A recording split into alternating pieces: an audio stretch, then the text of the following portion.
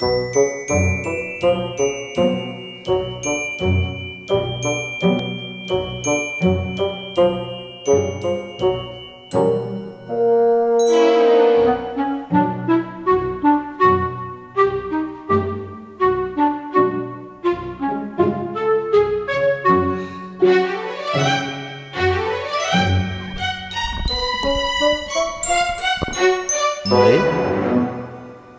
Ah, salut, vous êtes là? Ouais, ça va? Bon, bah, ouais, fou, les petits yeux là. Pas très réveillés, hein. Oh non, non. Mais bon, allez. On se boit un petit café et puis ça va le faire. Hein. La review de Final Battle, on l'a livé, mais c'est bon. On est en forme pour reviewer tout ça. Un petit café et puis je reviens vers vous.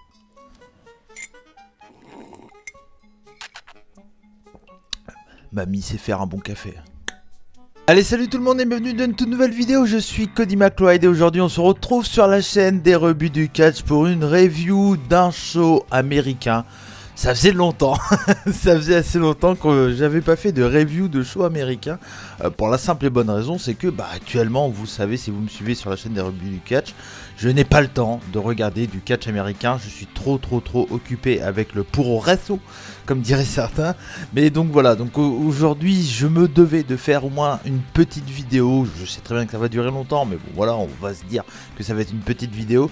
Tout simplement sur Final Battle 2020, le dernier pay-per-view de l'année et l'un des seuls d'ailleurs de Ring of Honor, la promotion de Baltimore, je crois, si je dis pas de bêtises. En tout cas, je crois que c'est à Baltimore qu'ils enregistrent, qu'ils ont enregistré ce show. Et donc aujourd'hui, je voulais faire cette vidéo parce que de base, au début, je comptais pas le regarder tout court. Je comptais encore moins le liver, mais quand j'ai regardé un peu la carte sur internet, etc., je me suis dit, la carte est quand même sympa, il y a des matchs qui m'intéressent quand même plutôt bien. Et puis il y a des catcheurs que j'aime bien également chez Ring of Honor qu'ils ont signé et qu'ils essayent de mettre en avant. Donc je me suis dit, je pense que voilà, c'est à moi aussi qui parle de catch indépendant, tout ça, de mettre en avant un autre produit que ce qu'on a l'habitude de parler sur la chaîne des rebuts du catch, à savoir des All Elite, des WWE, des Impact, etc. Histoire de voilà, de parler d'autres choses.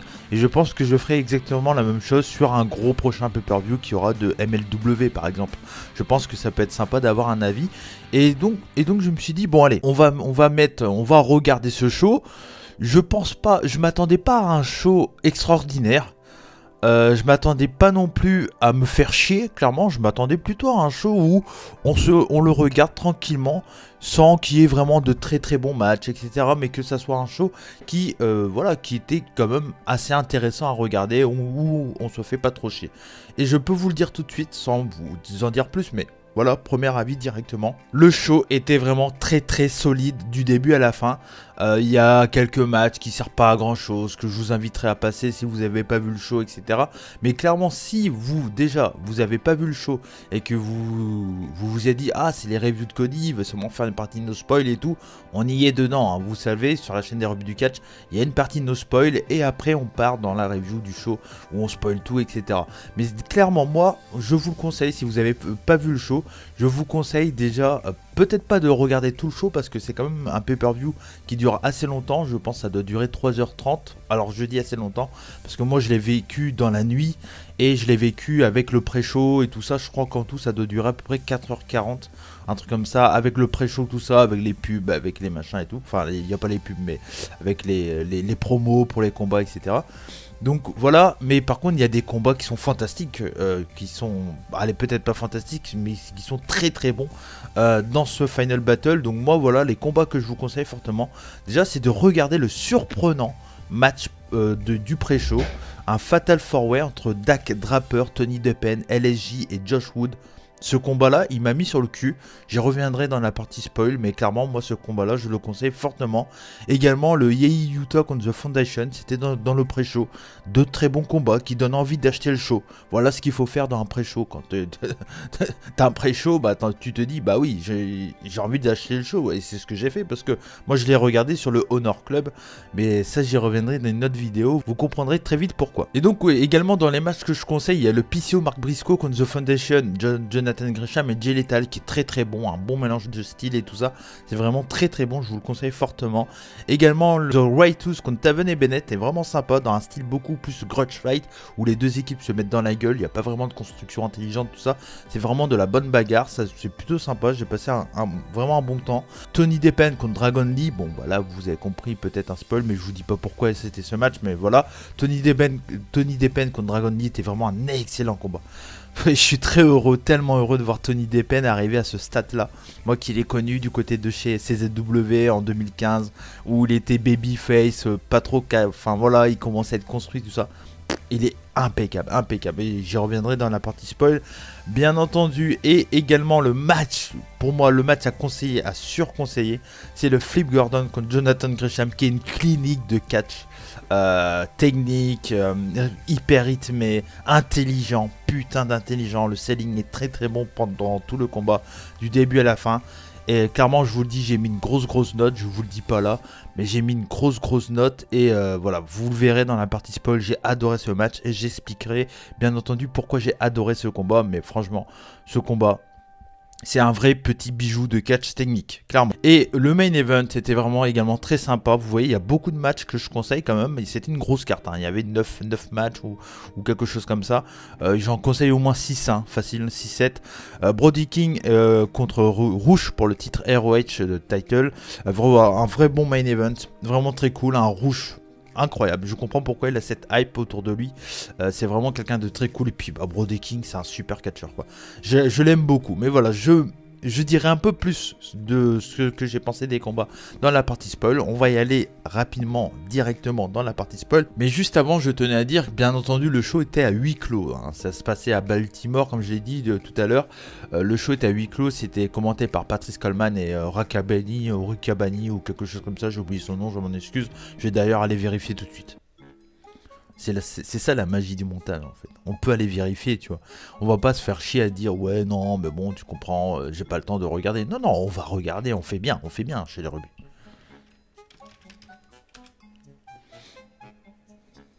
Alors voilà, j'ai les noms, voilà, j'ai trouvé les noms, bah oui voilà, on fait bien. J'ai trouvé les noms, voilà, parce que je les avais pas trop, il y avait, donc c'était Ryan Riccaboni, qui est le commentateur play-by-play de Ring of Honor depuis pas mal de temps maintenant, et puis il fait vraiment du bon taf, il explique bien les choses et tout ça, c'est vraiment très intéressant. Je le mettais à peu près à un niveau d'un Excalibur, voilà, c'est à peu près le même délire pour moi, il est vraiment intéressant, et il est accompagné de Caprice Coleman, qui lui est le color commentateur du coup, et voilà, il arrive à également te placer des bonnes infos, etc. C'est assez intéressant. Et on voit également de temps en temps Queen McKay, qui est elle l'intervieweuse backstage. Alors on la voit beaucoup plus dans le pré-show, hein, donc si vous regardez que le show, vous n'allez pas beaucoup la voir. Mais Queen McKay, elle est sympa, elle fait un peu coconne quand même, hein. Je vous le dis, elle est là, ah, welcome on ROH. Enfin voilà, elle a une façon de parler. Bon, je sais pas, hein, on a l'impression qu'elle se force un personnage un peu de bête un peu, voilà. Bon, je suis pas trop fan. Ça c'est très américain, les comment dire, les intervieweurs un peu salut, je suis trop heureux d'être là. Enfin, je sais pas, tu peux le faire bien. Moi je trouve que Alex Merez, il le fait pas trop mal du côté de All Elite. Bon après c'est les goûts, les couleurs, hein, bien entendu, mais franchement voilà, c'était vraiment bien, voilà, propre, production parfaite, rien à dire. Belle salle, franchement belle salle, voilà, c'était très cool. Donc voilà pour la partie no spoil, et on va commencer tout de suite à rentrer dans le show avec le premier match. Alors comme je l'ai dit, on va commencer avec le pré-show de Final Battle. Alors pour ceux qui ne connaissent pas Final Battle, qui n'ont pas regardé la Ring of Honor, tout simplement, Final Battle c'est le gros show chaque fin d'année de Ring of Honor. Mais avec la période Covid, bien entendu, il n'y a pas eu beaucoup de shows. Je crois que ça s'est arrêté en février, le dernier show de Ring of Honor en public. Derrière, ils ont eu un moment presque de 6-7 mois où ils n'ont pas eu de show. Je crois qu'ils ont repris en septembre à huis clos, bien entendu. Ils n'ont pas fait de show de gros pay-per-view entre temps. Donc c'était le seul, on va dire, gros pay-per-view de l'année, parce qu'il y a eu 2-3 shows. Il y a eu Rouge qui a repris le titre à PCO, etc. Et donc voilà, ils ont relancé les weekly avec le Pure Tournament. Et derrière, ils ont fait des weekly pour teaser, hyper et construire des cartes pour Final Battle. Donc voilà, c'était un choix huis clos. Franchement, bah oui, c'est la merde, on est tous d'accord, mais bon, il faut s'habituer, hein, voilà, de toute façon on en a pour encore pas mal de temps, je pense aux États-Unis, pour pas mal de promotions, je pense qu'on en a au moins pour peut-être un an, on sait pas, on verra bien. Faut pas. Là, je suis à un stade où j'essaie même plus de me dire, allez, il reste que 5-6 mois sans public. Non, j'en sais rien. Franchement, je suis pas médecin. On verra bien si le vaccin marche et tout. Peut-être que dans 5-6 mois, on pourrait avoir des salles avec du public et tout. Mais pour le moment, c'est pas notre préoccupation, quoi. Voilà, on verra bien, on verra bien. Mais bon, on profite du show quand même. Il y a du catch. On va pas faire la fine bouche, hein, clairement. Et donc, le premier match de ce pré-show, donc comme je l'ai dit tout à l'heure, c'était Dak Draper, Tony Deppen, LSJ et Josh Woods. C'était un match à Fatal 4-Way. Et le gagnant de ce match avait droit à un match dans le main show, tout simplement contre Dragon Lee pour le titre ROH TV. Ça fait très longtemps d'ailleurs que Dragon Lee est champion ROH. Et donc, c'était très cool pour moi de voir que dans ce match-là, il y avait un catcheur que j'adore depuis très très longtemps, à savoir Tony Deppen, un catcheur que j'ai découvert moi du côté de la OPW, une toute petite promotion du New Jersey, et également bien entendu chez CZW, puis après chez Game Changer Wrestling. Il a commencé à exploser vers 2015-2016, et c'est un catcheur qui très bon babyface, a prouvé qu'il était un excellent top heel, et là la Ring of Honor a choisi de le booker en tant que, je dirais pas babyface, mais en tout cas de jouer sur le fait qu'il est populaire en indie et de le booker en tant que face, un peu hargneux tout ça, mais quand même plus face. Donc c'était très cool. Et à côté il y avait donc Dak Draper, LSJ, Josh Woods. LSJ et Dak Draper, il n'a pas un nom facile. Je les connaissais pas et franchement ils ont fait un super combat. Voilà, c'était très très très cool également. Et Josh Woods, moi je l'avais vu un peu du côté du Pure Tournament. Il est en équipe avec, je crois, avec Silas Young, si je dis pas de bêtises. Peut-être que je confonds, mais je crois que c'est lui. Et puis voilà, c'est un catcheur assez, voilà, dans le côté legit UFC, si je dis pas de conneries. C'est lui qui a fait des camps de l'UFC, etc. Qui a eu une toute petite carrière du côté de l'UFC, et c'est vraiment un catcheur assez intéressant. Donc voilà, on est parti dans ce Fatal 4-Way pour être challenger pour le titre ROH. Le show, là la première heure, le pré-show était gratuit partout, que ce soit sur YouTube et tout. Vous pouvez même encore le rattraper, je crois, si vous voulez vous donner un petit avis, hein, voilà, c'est gratos. Si vous voulez pas payer le Honor Club ou trouver des liens illégaux, voilà, vous pouvez regarder le show gratuitement, je crois, et sur YouTube, je crois, et Facebook peut-être, je sais pas, chez nous en tout cas. Bref, vous allez chercher, vous verrez bien. Mais en tout cas voilà, donc le match, et c'est un Fatal 4-Way, mais c'est important de dire que ces 4 hommes, les 4 hommes sont pas les 4 en même temps sur le ring. C'est 2 hommes légaux, et c'est des changements par tag pour entrer dans le ring et pour être légal. Donc ça change de ce qu'on a l'habitude de voir, et ça permet d'avoir une belle construction, bien rythmée, assez lente quand même de temps en temps, mais qui reste assez intelligente. Ce n'est pas du tout un spot fest, hein. Ce combat là, c'est un combat qui se veut un vrai combat legit, assez solide, et c'est vraiment tout ce qu'ils ont envie de nous montrer du côté de chez Ring of Honor. Voilà, il y a ce match là, c'est brandé pour vous dire voilà ce que vous allez pouvoir retrouver chez Ring of Honor. Et pour le show Final Battle, vous aurez du très bon catch, des bons moves, des matchs solides, des personnages, pas trop des personnages exubérants, mais il y en a quand même, hein, chez Ring of Honor, Dalton Castle, PCO, les Briscoe, il y en a quand même beaucoup, mais là c'était quand même 4 mecs à 11 libar, voilà, qui voulaient très très sport de combat. Et puis clairement tu vois ça, tu fais ouais, putain c'est cool quoi, parce que c'est un vrai combat, un vrai bon combat. J'ai vraiment bien aimé, un super match qui te donne envie d'en voir plus, donc c'est clairement ce qu'il faut faire. Donc c'est pour ça que j'ai mis 3,5 sur 5 sur ce combat. Victoire surprise de Tony Deppen. Voilà, grosse première victoire de Tony Deppen, qui avait perdu lors du premier tour du Pure Tournament contre le mec d'Afrique du Sud, l'enceinte de WWE que j'ai oublié. Bon, vous l'aurez dans les commentaires bien entendu, vous voyez de qui je parle. Gabriel, bref, c'est pas grave. Deppen qui devient challenger pour le titre de Dragon Lee, ça sera dans la main card, et ça j'ai clairement hâte de le voir. Donc j'étais déjà assez hypé par le show, et quand j'ai vu que ce match là a été rajouté, je me suis dit trop cool quoi, trop cool, parce que oui, il y a des matchs qui ont été plus ou moins annulés, etc. Parce que il y a certains catcheurs qui ont eu le Covid, des Mexicains et puis EC3, donc voilà, donc ça permet de remettre un match dans la main card. Et puis bah, c'est cool pour Tony Deppen, il va pouvoir se montrer un peu pay-per-view.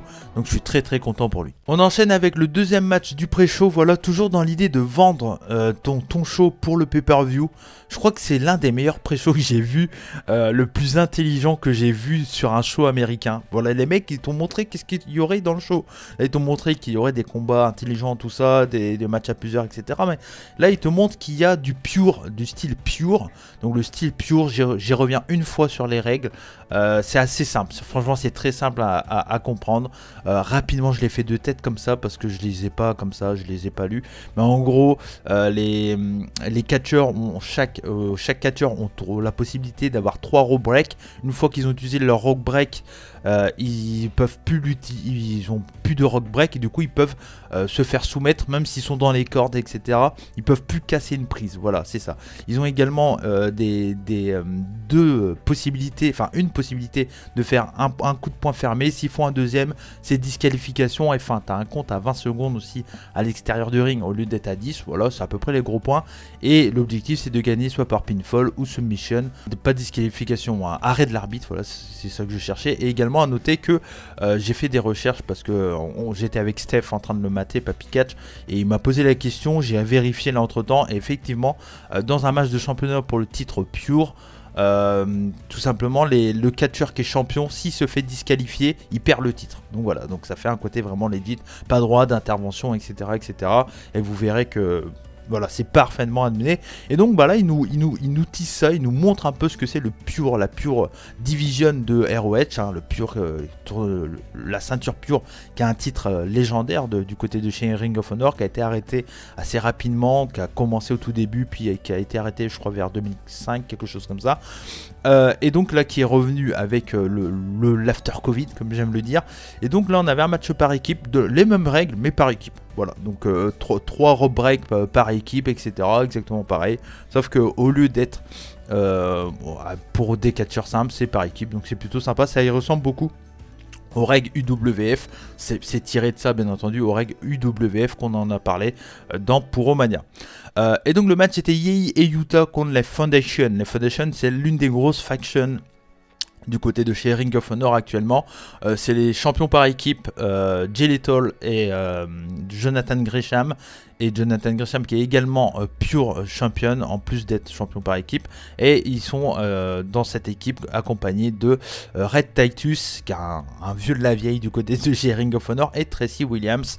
Donc voilà, donc c'est l'une des grosses factions. Il y en a une autre, ça j'y reviendrai.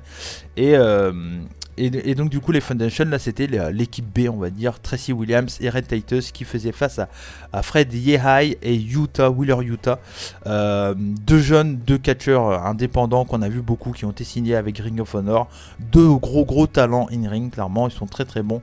À noter que Fred Yehai et puis Tracy Williams étaient en équipe du côté de chez Evolve et pas que, dans l'indie en général, avec l'équipe Catchpoint, une grosse équipe qui était dans le délire bien entendu, vous l'en doutez, grappling, technique, etc. dans le côté pure tournament. Donc bah c'était vraiment très intéressant de voir. À noter aussi, j'y pense maintenant, que dans tous les matchs chez Ring of Honor, encore plus de quand c'est des matchs du pure, des matchs pure de la division pure, ils font hyper attention à qui est le code de l'honneur. Ils appellent ça le Code of Honor, hein, bien sûr. Et donc que les deux mecs se serrent la main avant et après le combat, qu'il n'y a pas de coups au bas, etc. Et donc c'est assez marrant de voir les mecs se serrer la main. Ça fait hyper legit, ça fait très UFC et tout, et j'adore ça. Les mecs se combattent, mais voilà, il y a un côté respect et c'est cool. T'enlèves le côté le heal qui triche à la El Phantasmo et tout le bordel, quoi. El Phantasmo il pourrait le faire, mais il ferait le gros bâtard, tu vois. C'est ce qu'ils font souvent en NJPW. Mais là, voilà, j'aime bien le côté tout le monde respecte, malgré que certains sont plus ou moins dans le côté respect. Mais bon, voilà. Mais Yehai et Yuta, un très bon match, franchement, contre les Foundation, c'était vraiment encore une fois un très bon match de pré-show. J'ai été assez impressionné par l'intelligence du combat. C'est un gros match. Moi, c'est un match que je conseille fortement parce que je lui ai mis une grosse note. C'est un match qui est hyper intelligent. Ils utilisent parfaitement la règle des rope break que je vous expliquais. Le début du combat, c'est Fred Yehai contre Red Titus. Red Titus utilise le premier rope break assez rapidement. Derrière, Yehai qui passe la main à Yuta et Titus qui passe la main à Tracy Williams. Là, cette fois-ci, c'est Tracy Williams qui arrive à prendre le point un rope break, on va dire, sur son équipe adverse. Donc c'est intéressant de voir que les deux membres de Catch Points sont les points forts de leur équipe dans ce style de catch. Donc ça c'est intéressant. Tracy Williams qui utilise son rope break en EI, donc mentalement, voilà, EI prend un petit avantage sur son ancien coéquipier. Donc ça c'est encore une fois très intelligent de la part des bookers de Ring of Honor et des catcheurs de le faire comme ça. Williams fait perdre un point car il intervient. Ça j'ai bien aimé aussi. Il y a Red Titus qui est dans une position un peu difficile. Et donc il y a Williams qui arrive et qui casse le compte. Et du coup ça fait perdre un point à son équipe. Et je crois que là à ce moment là ils ont plus de rope break. Et donc c'est assez intéressant. Et pareil pour Wheeler Yuta qui fait pareil. Moi j'aime bien ce genre de petits détails. J'adore analyser ce genre de combat. Et je trouve ça très très cool. Une très très bonne construction.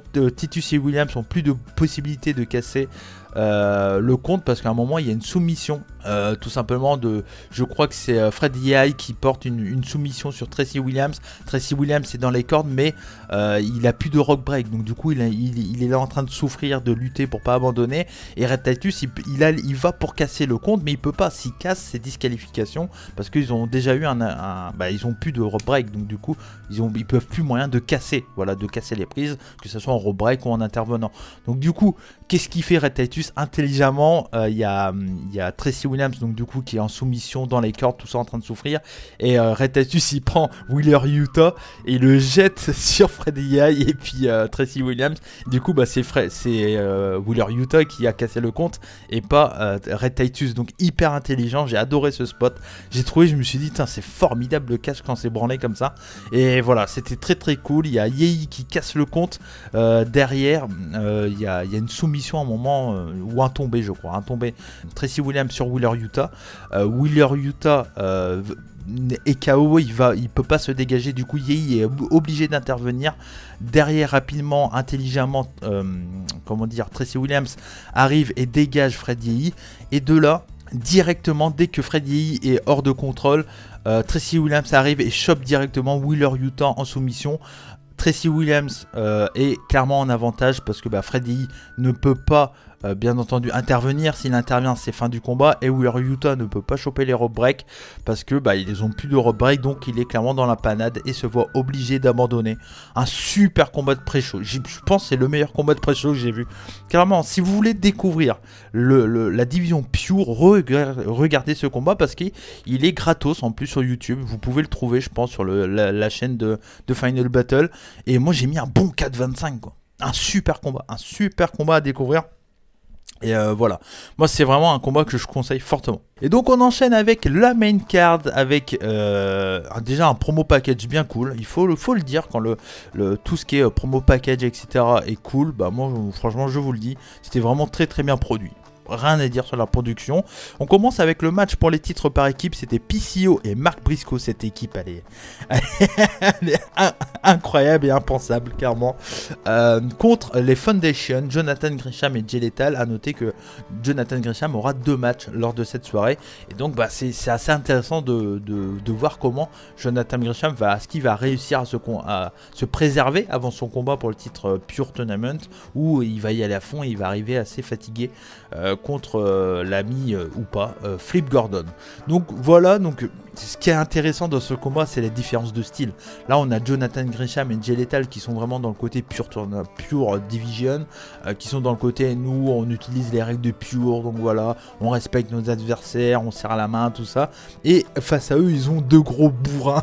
Voilà, ils ont le papy de 51 piges, PCO, mais qui est en forme de ouf. PCO il m'impressionne, dès que je le vois je me dis mais ce mec là, mais comment il fait quoi, il est incroyable. PCO il est incroyable. Et l'un des frères Briscoe, à savoir Mark Briscoe, pour ceux qui voient pas trop qui c'est, qui confond un peu les deux, Mark Briscoe c'est celui qui a juste une barbe comme ça, c'est celui qui est chauve avec une barbe, voilà. L'autre il a des dreads, Jay Briscoe il a des dreads, et lui Mark Briscoe il est chauve. Et donc j'ai pas trop suivi les storylines, donc je vais pas vous expliquer pourquoi ils sont en équipe et tout. je suis parti un peu à la nage, voir si ROH allait pouvoir m'intéresser et me donner envie de suivre leur programme. Et donc du coup je suis parti dans ce combat là, et ce que j'ai adoré c'est que d'entrée de jeu Gresham et Jay Lethal, eux ils veulent faire, comme je l'ai dit, le pur avec de la technique, etc. Et PCO, Mark Briscoe, c'est pas leur spécialité quoi, voilà. Et donc on a Jay Lethal contre PCO je crois en début de combat, et j'ai bien aimé parce que Jay Lethal ou Gresham, je sais plus lequel c'était, bref j'ai bien aimé parce que du coup l'un des gars de Foundation essaye de faire de la technique et tout sur PCO, et PCO il lui dit non moi je veux, enfin là il fait pas la technique, et puis à un moment PCO il s'excite, il commence à faire une Fujiwara armbar là, enfin tu sais la prise de bras là, Fujiwara je crois, faut que je bosse mes noms de prise, armbar. Il lui fait une belle technique de soumission, et là t'as, je crois que c'est Gresham, je sais plus, qui est là, il fait mais il est bon ce qu'on en plus en soumission. T'as PCO, il est là, oh, voilà, c'est assez drôle, franchement j'étais mort de rire. Et donc c'était un bon début de combat, ça se met en place, puis à un moment voilà, les bourrins ils commencent à péter un câble, et puis commencent à mettre un peu en dehors, foutre en l'air la technique, et commencent à faire un début de combat assez rapide. C'était cool, il y a des gros spots dans tous les sens, que ça soit pour Mark Briscoe et PCO. Mark Briscoe saute par-dessus le coin, il y a PCO qui fait un saut du coin du ring sur l'apron, il se bute tout seul, 51 piges, l'autre il se fait une sweat bomb sur l'apron, il est toujours incroyable. Le cut-off est très cool, le cut-off c'est quand le moment où une des équipes prend l'avantage, c'est souvent les heels quand on parle de cut-off d'ailleurs. Il y a Gresham qui contre en fait une prise de Briscoe, pardon, il y a Jay Lethal qui contre prise de Briscoe, et derrière il y a Lethal qui soulève en fait tout simplement Jay Briscoe, et Gresham de je sais pas d'où il arrive et le chope en German comme ça, et derrière ils enchaînent je crois super kick German, c'était magnifique. Voilà, vraiment encore une fois très innovant de la part de Gresham, fantastique ce catcheur clairement. Il y a Mark Briscoe qui a inventé le coast to coast tag, voilà, il saute d'un coin pour faire le tag en l'air à PCO. Ils sont débiles mais ça m'a fait rigoler, donc c'était vraiment très très fun. Il y a PCO qui fait un super retour, c'était vraiment très très cool, vraiment rien à dire. PCO hyper costaud quoi, PCO. Voilà, franchement, moi ça me dérange pas de voir des mecs de 50 piges, ils catchent tous comme PCO quoi. Il est tellement fou, il vend trop bien, et il met ses adversaires over quoi, clairement, totalement. Il y a une combinaison entre Lethal et Gresham qui finit en cutter qui est magnifique, où il y a une roulade et tout. Enfin, je vous conseille d'aller voir ce combat, c'est vraiment à voir, vous vous en doutez. Et il y a un moment, il y a un Doomsday Device pour rendre hommage au Road Warrior bien entendu, qui est magnifiquement worké par PCO qui se prend la lariat de Lethal je crois, non de Gresham, et Gresham qui met la lariat, et PCO qui fait un moonsault pour le vendre et tout, il vend parfaitement, magnifique PCO. Et à la fin il y a une espèce de misco pour une victoire sur un small package je crois de Gresham sur PCO si je dis pas de bêtises. J'ai mis un bon gros 4 sur 5, super opener quoi, pour te mettre dans le show, c'est vraiment fantastique, c'était vraiment très très cool. Je vous conseille fortement ce combat, ne passez pas à côté, c'est vraiment un excellent combat. Voilà, 4 sur 5, à voir, franchement, voilà, à voir. Et on enchaîne avec Rey Horus contre Dalton Castle. Je vais aller très très vite, parce que tout simplement, Rey Horus devait avoir un match pour le titre Six Man, je crois, avec Bandido et Flamita. Si je dis pas de bêtises, peut-être que je me gourre sur les infos, mais ils sont pas là, les deux Mexicains, à cause du Covid. Du coup, il y a Rey Horus qui, en gros, il y a Dalton Castle qui est intéressé aussi par les titres Six Man, et donc du coup, il dit, moi je défie Rey Horus, etc. Je crois que c'est un truc comme ça, et il dit ça dans le pré-show. Du coup, on se retrouve avec ce match-là dans le main card. On a un match vraiment très cool, un bon match de mid-card, voilà. C'est pas fantastique, c'est pas incroyable, mais c'est très cool, c'est un mélange entre le style américain, très haut en couleur de Dalton Castle, et puis le côté Lucha Libre de Rey Horus. Rey Horus qui j'ai trouvé bien plus solide dans ce combat là que contre Black Christian, le match que j'avais vu lors de la Super J-Cup. Là voilà, j'ai trouvé très très cool, c'est vraiment un très bon combat qui mélange Lucha Libre avec des prises à l'américaine, machin, etc., de la technique, etc. C'est vraiment un très bon combat. Il y a Dalton qui vend la jambe, et il y a Rey Horus qui sort une grosse prise pour la victoire. Alors les deux hommes sont sur le coin, il y a Dalton qui va pour, je crois, porter une powerbomb, un truc comme ça, et là il va pour porter, puis il fait ah putain j'ai mal à la jambe, parce qu'il y a Rey Horus qui a bossé la jambe pendant pas mal de temps du combat aussi. Je crois qu'il fait une mauvaise chute ou quelque chose comme ça au moment Dalton Castle. Et du coup, de là, Rey-Rousse, il est face à Dalton Castle sur le coin. Comme ça, ils sont face à face, comme en position de Spanish Fly, on va dire. Et de là, il se tourne, il met les jambes au niveau de la taille de Dalton Castle et il part en espèce de code raid, mais frontal, voilà, vers l'avant. Et gros finish, et derrière, il y a un compte de 3, Dalton Castle qui se dégage, mais c'est trop tard, il s'est fait surprendre. Un bon 10 minutes, voilà. C'est pas non plus incroyable à voir, mais si vous regardez le show, c'est pas le match où on se fait chier, voilà. Moi j'ai mis 3,5, c'est vraiment un bon match. Mais Rey-Rousse m'intéresse énormément, et Dalton Castle dans le but de mettre des gens over est vraiment très bon, donc voilà, un vrai bon match.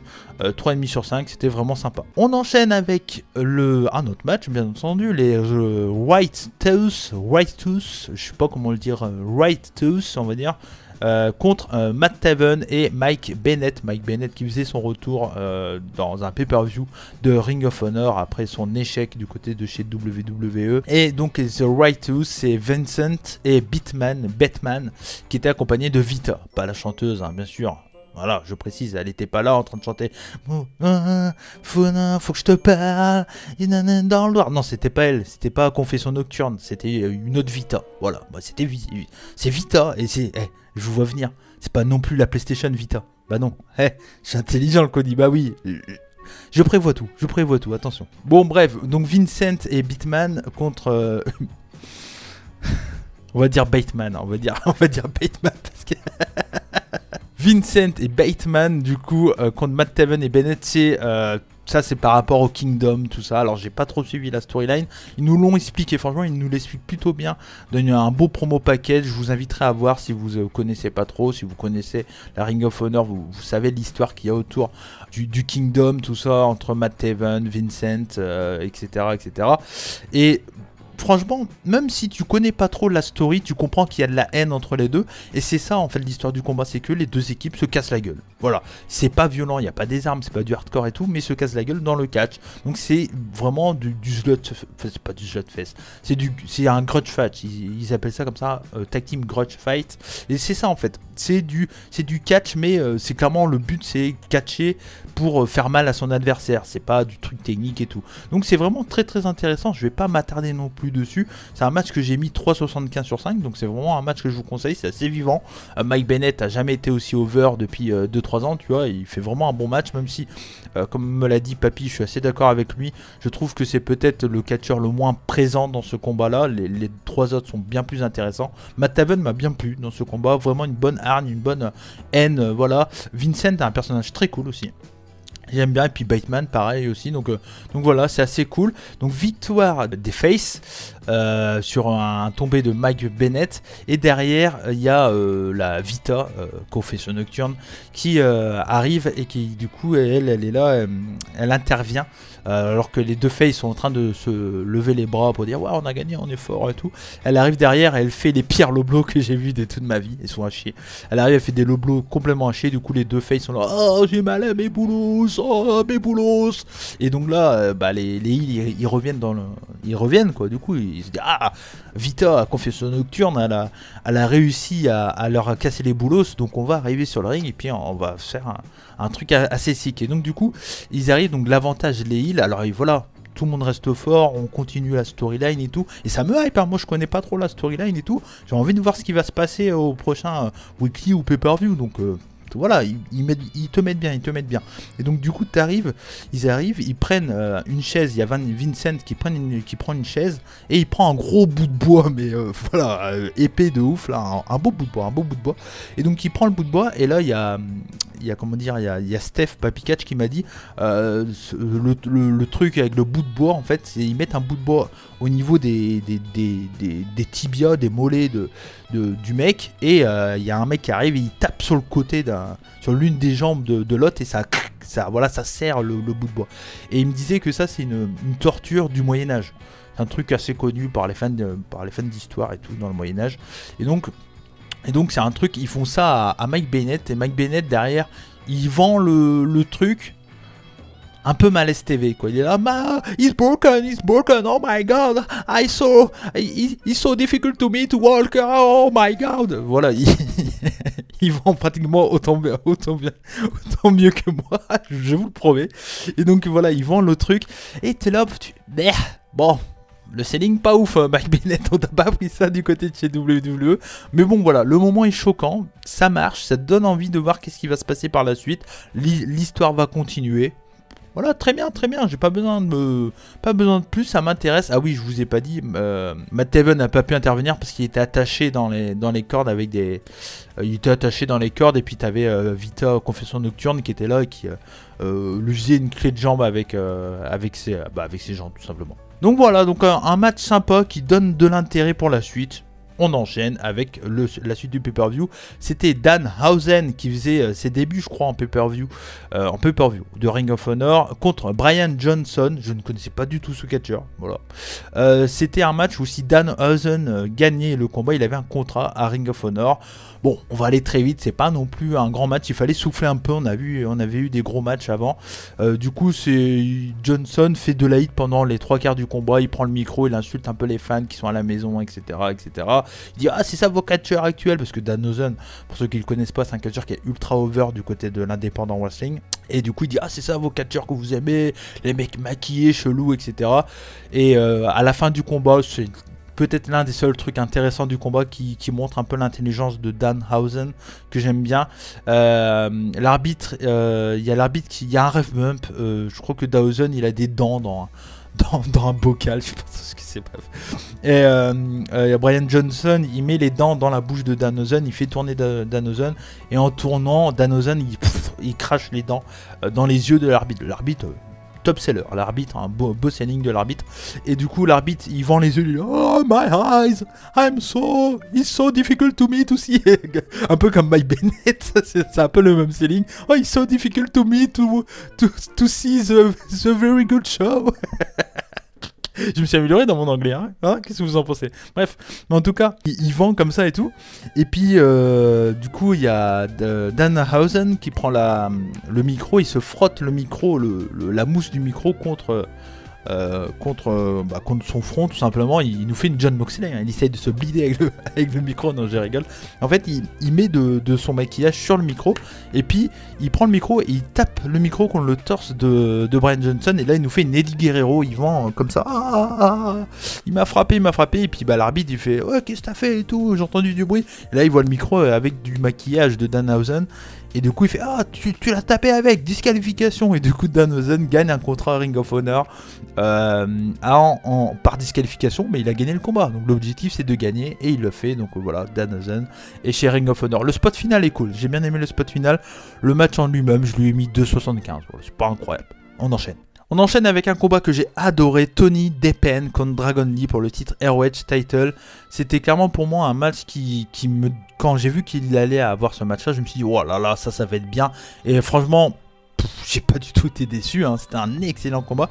C'était l'une des premières fois que je voyais un Dragon Lee totalement heel, parce que pour ceux qui sont pas au courant, Dragon Lee est en équipe Kenny King et Rush, et la femme de Rush, dans les ingouvernables de Ring of Honor, Los Ingobernables des Ring of Honor, je pense, comme ça. En gros, c'est les LED, mais version Ring of Honor, hein, faut l'avouer. Mais pour la petite info, LED, Los Ingobernables des Japon, a été inventé, Los Ingobernables, je crois que c'était des Mexico peut-être au début, a été inventé quand Naito était parti en excursion au Mexique. ACMLL a été inventé avec la famille de Rush et la famille de Rush, donc Dragon Lee, tout ça. Et donc voilà. Et c'est pour ça que c'est intéressant de voir que Ring of Honor a aussi leur Los Ingobernables. Je crois que c'est les Los Ingobernables des Ring of Honor, je crois, c'est ça le nom, bon, je sais plus, bon, vous me direz dans les commentaires. Mais en tout cas, c'était vraiment, voilà, c'est très intéressant de voir un gars comme Dragon Lee être un pur roudos, donc bien entendu il triche. Et c'est marrant également de voir Tony Deppen qui se fait prendre à ses propres jeux qu'il faisait lui en indie, genre il va pour serrer la main, et puis bah quand Deppen est à 2 doigts de toucher la main de Dragon Lee, bah Dragon Lee lui fait un bon doigté, et donc enfin un doigté, il lui fait pas une olive, hein, il lui fait un bon fuck, hein, vous avez compris. Un bon olive. Ça serait marrant, tu me diras. Ça serait assez drôle. Moi, je veux voir la Olive au lieu de faire le doigt. Ça m'intéresserait bien. Et en tout cas, je me fais marrer tout seul. Je suis con, hein, ma parole. Et donc, du coup, Tony Deppen qui se fait prendre un peu au jeu qu'il faisait lui en indie. Donc, ça, c'est assez cool. Mais on a compris qu'ils veulent booker un peu Tony Deppen comme. Voilà, c'est la belle histoire qu'il soit à Ring of Honor. Ça fait 10 ans qu'il catch. Il a eu du mal. Et là, enfin, il est dans une grosse compagnie. Enfin, ils essayent un peu de booker un peu son histoire comme ça. Pourquoi pas, pourquoi pas. Et donc, bah, on a vraiment un match très très cool entre du très très bon catch, ça bouge trop bien, voilà, Deppen c'est un très très bon catcheur, Dragon Lee c'est un super catcheur aussi, je suis un peu déçu qu'on l'a pas vu beaucoup cette année dû au Covid tout ça, mais voilà, Dragon Lee je l'ai placé dans un de mes matchs de l'année contre Hiromu Takahashi, match de New Beginning in Sapporo je crois, et voilà, c'est vraiment un super catcheur et il joue très bien le rôle de heal, il fait des trucs de Rudos mais il a un côté quand même très flying et tout. C'est un vrai bon combat, bien vivant, ça bouge très très bien. Une belle victoire de Dragon Lee qui rend encore plus over aussi Deppen qui a fait une super performance. J'ai aucun doute sur le fait qu'il va être mis en avant, en tout cas pour cette division ROH TV dans le futur. C'est vraiment très intéressant, je suis très heureux pour Tony Deppen, très heureux de voir Tony Deppen du côté de chez Ring of Honor. Un super match, voilà, c'est un match que je vous conseille fortement. Je lui ai mis 4 sur 5, vous voyez, il y a beaucoup de belles notes hein, dans ce show. Mais voilà, moi j'ai vraiment trouvé ce match vraiment très très cool. Donc je vous le conseille fortement, Tony Deppen contre Dragon Lee pour le titre ROH Title. Ensuite, il y avait Shane Taylor contre Jay Briscoe. Alors ce match-là n'était pas du tout prévu de base dans la carte. De base, Jay Briscoe aurait dû avoir un match contre AC3 qui allait faire ses débuts dans un pay-per-view de Ring of Honor, je crois. Je crois pas qu'il a déjà catché chez Ring of Honor en pay-per-view. Peut-être que je me gourre. À vérifier. Ils devaient faire donc ce match, ils avaient créé une storyline et tout autour. Malheureusement, AC3 a chopé le Covid. La tuile. Et donc du coup, bah, Jay Briscoe se retrouve sans programme et Shane Taylor qui devait avoir un match contre les Mexicains de base, donc Flamita, Bandido, etc. et Herreros aussi. Mais Herreros a eu un match. Et donc du coup, Shane Taylor bah, se retrouve aussi sans programme. Du coup, ils ont dit, ils ont fait une promo backstage pendant le pré-show en disant ah toi t'as pas de match, moi j'ai pas de match non plus, tu veux la bagarre, on fait la bagarre. Et je crois que c'est un match qui a été pas annoncé comme ça, mais qui clairement dit, les commentateurs le disent, ouais c'est un match, le gagnant se place vraiment très bien pour une chance pour le titre ROH, etc. Donc voilà, ils essayent de te hyper un intérêt au match, mais clairement t'as pas envie de le voir parce que Shane Taylor, le plus gros boule du catch, franchement il a un boule mais c'est Nicki Minaj le mec, c'est incroyable parce que comment il... Enfin je sais pas quoi, il est formé chelou quoi, le mec il est large mais il a un cul, mais le mec il fait des squats, toute sa vie il fait des squats, il se lève le matin, squat, le mec c'est Antoine Bernard le gars quoi, et voilà, il veut un gros boule, c'est son objectif dans la vie, c'est d'avoir un gros boule, mais je sais pas, je comprends pas son physique à Shane Taylor, mais ça me fait rigoler, je l'avais déjà vu mais c'est pas un catcher qui me plaît énormément, et Jay Briscoe j'aime bien, le mec il a, voilà, c'est une star quoi, il est assez charismatique et tout, c'est vraiment intéressant. Et donc du coup là on a un match qui est assez RS. Voilà, je vais pas vous mentir, je suis parti me faire manger, j'avais faim. Il était 3h30 ou 4h du match, je commençais à avoir faim. Donc voilà, je l'ai vu sans le regarder vraiment. Ça m'intéressait pas trop. Victoire de Shane Taylor, j'ai mis 2,5 pour la forme. Mais bon, voilà. Ah, si vous voulez tenter, essayez. Moi personnellement, je pense que c'est un match à éviter. Donc voilà, j'ai mis 2,5 sur 5. On enchaîne avec le match pour le Pure Championship, Flip Gordon contre Jonathan Gresham. Avant de commencer un peu de parler de ce match, on a bien avancé dans la vidéo, je vous invite à cliquer sur le like si vous ne l'avez pas fait, et puis bien sûr à vous abonner, à laisser vos commentaires contre vous pour partager la chaîne. Voilà, les reviews du catch, on est une toute petite chaîne, donc n'importe quel partage est très important. Donc si vous aimez cette review, si vous voulez plus de reviews de shows indépendants, faites-moi le savoir, c'est pas français ce que je veux dire, mais vous m'avez compris, avec tout simplement un like, un partage, etc. Je compte vraiment sur vous. Merci d'avance, des bisous.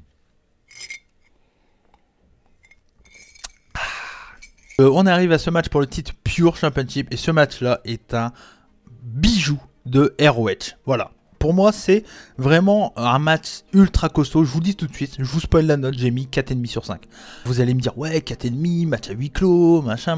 Mais les mecs en fait, ils ont bossé leur match en se disant bon, on est dans une division pure, donc vraiment le catch pur, donc le plus important dans ces divisions, C'est pas ce qui se passe autour, c'est pas de worker, de bosser pour la caméra, etc.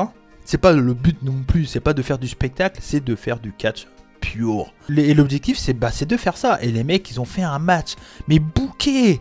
Quelle intelligence de booking! Donc je vais faire du play-by-play, je vais essayer d'aller au plus vite, mais on y va. Dès le début du match, il y a Gresham qui force Gordon à partir dans les cordes. Et donc directement, au bout de 35-40 secondes de combat, Flip Gordon direct est obligé d'aller dans les cordes parce que Gresham, intelligent comme il est, il sait que Flip Gordon s'est fait opérer de son bras il y a un an de ça à peu près. Et donc du coup directement Gresham s'attaque au bras de Flip Gordon en le prenant en waistlock. Et du coup il est bloqué tout ça, il est obligé d'aller choper les cordes. Et directement Flip Gordon perd un rope break. Donc là directement Gresham il a l'avantage sur Flip Gordon. Il lui dit hey, tu vois, mentalement je te domine déjà. Le combat a à peine commencé que déjà je te domine. J'ai gagné un de tes rope break. Donc voilà, très bien. Directement Gresham bosse le bras de Gordon. Rakiboni, là j'ai plus son nom, je vais vous le dire, Riccaboni, Yann Riccaboni le dit directement. Ah, c'est le bras où l'année dernière en 2019 Flip Gordon s'est fait opérer, etc. Donc paf, il nous l'explique et tout, c'est très cool. Voilà, vraiment très très bien. Et donc du coup il continue à lui faire bosser le bras. Et Flip Gordon il a pas d'autre voilà, il n'a pas d'autre moyen que de rechoper la corde. Et donc on est à 4 minutes de combat. Et Gordon n'a déjà plus qu'un rope break. Donc déjà tu dis, ouh, les mecs, ils ont voilà, Gresham quoi, Gresham, le GOAT du in-ring. Lui c'est, je l'ai pas vu assez pour le mettre très haut dans mon top catcher, je vous le dis. Mais s'il y avait une année normale, si j'avais suivi Ring of Honor, je pense qu'il aurait pu être dans mon top 5. Hein, parce que... oh là là, l'intelligence, la prestance dans le ring, il est incroyable ce mec, incroyable. Voilà, directement on voit toute la maîtrise et l'intelligence de Gresham dans ce genre de combat qui clairement au début de combat corrige Flip Gordon.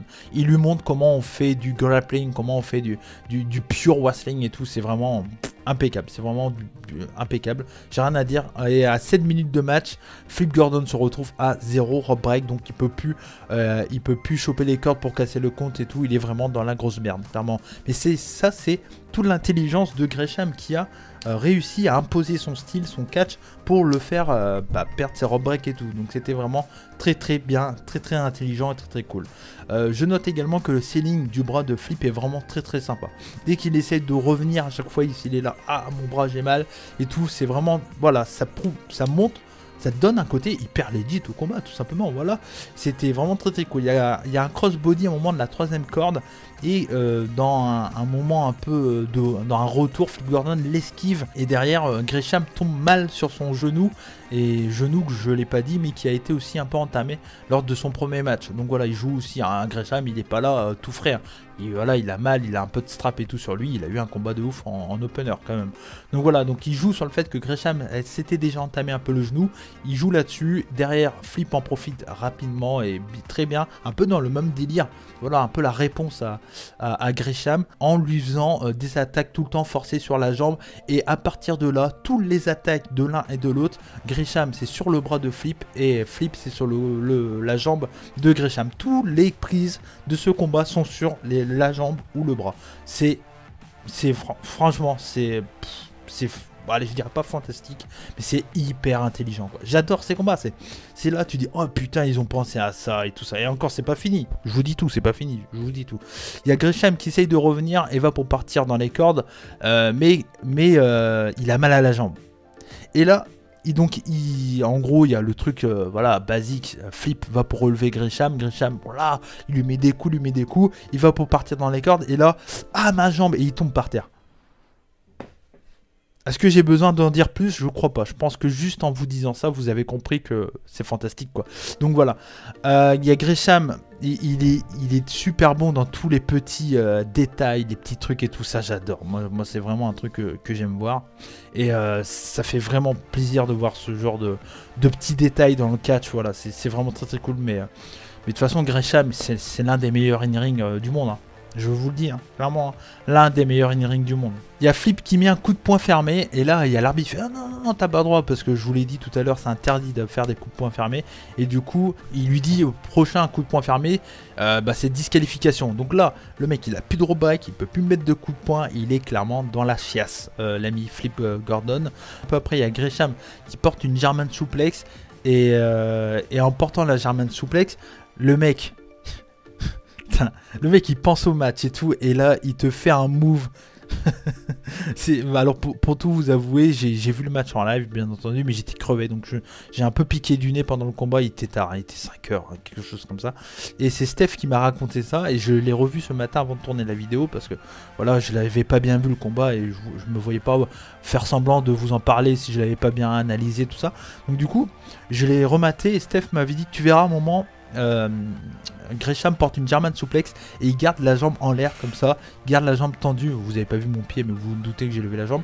Il garde la jambe en l'air parce que il a mal à la jambe, quoi. Et genre il a la jambe un peu tendue, tu sais, comme quand t'as une crampe un peu, quoi. Et du coup là il garde la jambe en l'air, tu fais froid. Le mec, il pense à... Tu sais, il parle de la...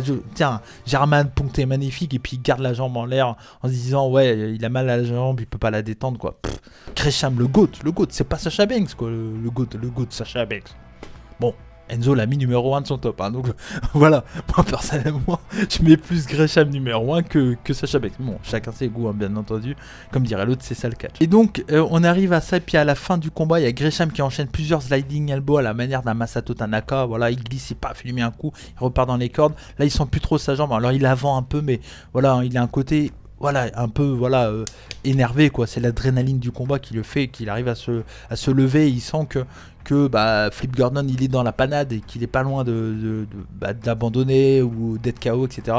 Et il fait 2-3, je crois, sliding elbow d'affilée. Et il arrive à la troisième et l'arbitre voit Flip Gordon qui arrive plus à se lever. Et il préfère dire... Non, tu arrêtes. Gresham et tout, il le pousse et il dit c'est fini. Flip Gordon est KO et super fin de combat, super combat. C'est un combat que j'ai adoré. Voilà, comme je vous l'ai dit, tous les petits détails par-ci par-là sont incroyablement cool. Et c'est un match que j'ai mis 4,5 sur 5, quoi. 4,5 sur 5. T'as pas besoin de public pour ce genre de combat. Avec du public, ça aurait pu être encore mieux parce que le public aurait popé, réagi, tout. J'aurais peut-être pu mettre un peu plus que 4,5. Mais la qualité in-ring des deux est monstrueuse, quoi. Gresham carry le match, hein. Flip Gordon fait un bon combat, il accompagne super bien. Quand il faut être là, il est très propre, il n'y a pas de botch et tout. Rien à dire sur sa performance à Flip Gordon, mais Gresham, il carry totalement le match. Et c'est vraiment... Voilà, pour moi, c'est le GOAT du in-ring. Et j'ai rien à dire sur son combat. Un très très bon 4,5 sur 5 que je recommande fortement. Mais de toute façon, je vous en reparlerai dans mon top du mois de décembre que je ferai en janvier. Mais voilà, clairement, c'est un super combat. J'ai mis 4,5 sur 5 sans fucking hésiter. Ouais, c'est pas pourquoi je dis ça, mais bon, ouais, c'est comme ça. Et donc, le main event de ce show, c'était Brody King contre Rush. Brody King qui sortit de la Violence, je sais plus comment ils appelaient ça, compagnie, je sais plus, la faction que Marty Scurll avait avec PCO et Brody King. On connaît ce qui s'est passé avec Marty Scurll, donc du coup ils ont enlevé tous les délires par rapport à Marty Scurll sur Brody King. Brody King est parti sur un push solo. Brody King qui est pas mal mis en valeur ces derniers temps. Je crois que le soir même il avait un match pour la mallette de Kenta et que j'ai pas été spoil pour le moment, donc peut-être que je vais aller voir. Et également ce match pour le titre ROH title, bien mis en avant Brody King ces derniers temps. C'est vraiment cool pour lui parce que c'est vraiment un bon catcheur hyper stylé, quoi. Le mec tatoué, des putains de tatouages sont magnifiques. Voilà, cagoule et tout, il me fait penser au groupe Moscou Death Brigade. Je vous mettrai une photo là. Et c'est un groupe que j'adore moi personnellement. Et quand je l'ai vu, putain, c'est Moscou Death Brigade, le mec, quoi. C'est un russe en fait. Brody King, il est vraiment, physiquement, le mec il impose, quoi. Il est vraiment très très cool. Et rouge, quoi. Ça faisait longtemps que je l'avais pas vu, mais quelle star aussi ce mec. Tu le vois, tu sais, le mec il est classe et tout. Il arrive en costard blanc à la Naito, mais comme je vous l'ai dit, hein, très très lié, Los Ingobernables et le ROH et puis des Rapon. Et du coup, voilà, hyper stylé. Il y a le combat, il y a un mélange entre match assez rythmé et puis le côté un peu tranquillo avec de la hit, de rouge et tout. Mais voilà, un vrai bon main event. Voilà. j'ai pas besoin de plus dans un main event. Ça conclut très bien le show. C'est un match qui est voilà 50-50 avec de la hit, avec des bons retours de Brody King qui joue sur sa puissance, etc. C'est vraiment très cool. Il y a un moment, il y a un échange d'Atemi à la mexicaine où très cool de voir ça. Moi personnellement j'aime beaucoup. C'est un match que j'ai mis 3,75 sur 5, un vrai bon main event. Je demande pas plus des main events généralement. Les main events doivent être, alors souvent ça doit être les meilleurs matchs bien entendu, mais vu ce qu'on a eu avant, je comprends que c'est un peu en dessous, ça me dérange pas, voilà. Mais en même temps, est-ce que le vrai main event c'était pas aussi pour le titre pur qu'ils ont mis en avant à fond, quoi, peut-être aussi. Donc voilà, victoire de Rouge qui garde son titre, mais voilà, ils ont fait en sorte que Brody King reste fort parce qu'il y a une intervention de Dragon Lee et également une intervention de la Bestia Del Ring qui, je crois, est le cousin, je crois, de Rouge et de Dragon Lee qui sont frères, si je dis pas de bêtises, mais bon, je connais pas trop les histoires de famille, mais je crois que c'est un truc comme ça. Et donc, je sais pas si la Bestia Del Ring était déjà chez Ring of Honor ou s'il arrive pour la première fois. Mais en tout cas, voilà, il y a la Bestia Del Ring qui est là avec Dragon Lee. Et du coup, victoire de Rouge qui brandit le titre, etc., qui est content. Et là, on a les Foundation qui arrivent. Donc Red Titus, Tracy Williams, Jay Lethal et bien entendu Jonathan Gresham, le GOAT. Les 4 arrivent avec les drapeaux Foundation, le masque d'Octopus de Gresham et tout. Pff, la pure classe. Franchement, Foundation, costaud niveau faction, pas mal. Et donc là, le show finit avec un face-à-face des LEG contre les Foundation en face-à-face. Et moi, je suis là, mais putain, mais ouais. Bah oui, j'ai envie de voir ce qui va se passer dans les prochains weekly, dans les prochains pay-per-view. C'est bon, ils m'ont redonné envie de remater Ring of Honor, les mecs. Ils m'ont dit, voilà, nous on te propose ça, alors, bah ouais, j'ai envie de mater Ring of Honor. Alors je vais peut-être pas mater tous les weekly parce que j'ai beaucoup de catch à mater et tout. Mais ouais, le prochain pay-per-view, je le mate sans aucun doute. Sans aucun doute, je le regarde. Ils m'ont redonné envie de suivre Ring of Honor, tout ce que Impact ne fait pas. La comparaison est vite fait. Ring of Honor, c'est pas de niveau de l'élite, c'est clair et net, mais c'est le même niveau que Impact. Impact, il me propose des storylines, beaucoup de storylines qui se veut très dans le fun et tout. Je m'en branle de ça personnellement, je veux voir du catch. Là, il n'y a que des trucs d'histoire. L'histoire se construit dans le ring chez Ring of Honor. Impact, il se passe des trucs un peu what the fuck et tout qui m'intéressent pas trop. Personnellement, encore une fois, c'est un avis totalement personnel.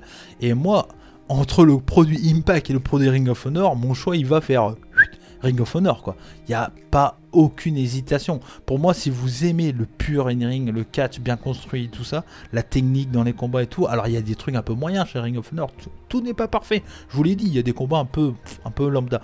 Mais franchement, si vous aimez le catch pur, allez voir ce show déjà, ou les quelques matchs que je vous ai conseillés. Si vous avez regardé la review sans aller voir le show, ça se peut aussi. Peut-être vous voulez vraiment avoir mon avis avant de pourquoi pas vous lancer dans le show. Mais je vous conseille fortement d'aller voir ce combat, parce qu'il est ce show, parce que franchement, il est solide du début à la fin. Il y a des super combats.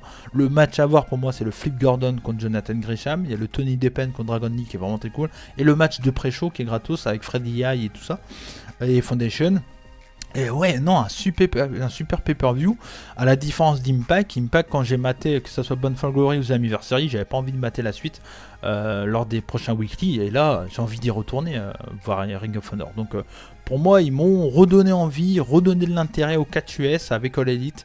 Ring of Honor, cette fin d'année est clairement une réussite pour eux. Et je pourrais pas dire si c'est le meilleur pay-per-view, comme l'a dit Papy Cat sur ses réseaux sociaux, le meilleur pay-per-view en huis clos, etc. Je sais pas, je suis incapable de le dire.